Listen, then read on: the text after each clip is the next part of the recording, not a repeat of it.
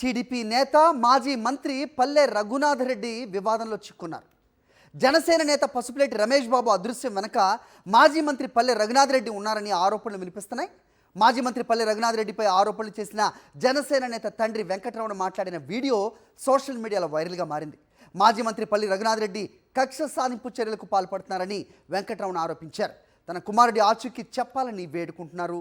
ప్రస్తుతం పుట్టపర్తి ఎమ్మెల్యేగా ఉన్నారు పల్లె రఘునాథ్ రెడ్డి కోడలు సింధూరారెడ్డి.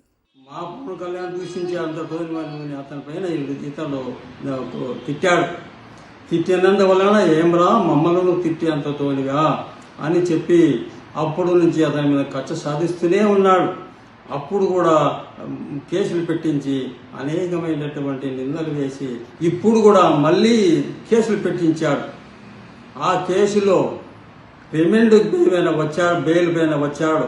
అక్కడ అమడుగూరులో పోలీస్ స్టేషన్లో సొంతం పెట్టడానికి పోతే అతనిని పోలీసులు పట్టుకొని మళ్ళీ ఎక్కడ పోయారో ఏమో మాకు దిక్కు తోచడం లేదు. అతని మాటల్లో విని పోలీసులు మాకు లేని పని ఇబ్బంది పెడుతున్నారు. మా ఇంటి దగ్గరకు వచ్చి మాకు చెల్లులేండి అవి లేని పని ఇంత పెడుతున్నారు. మేమేం చేయాలి?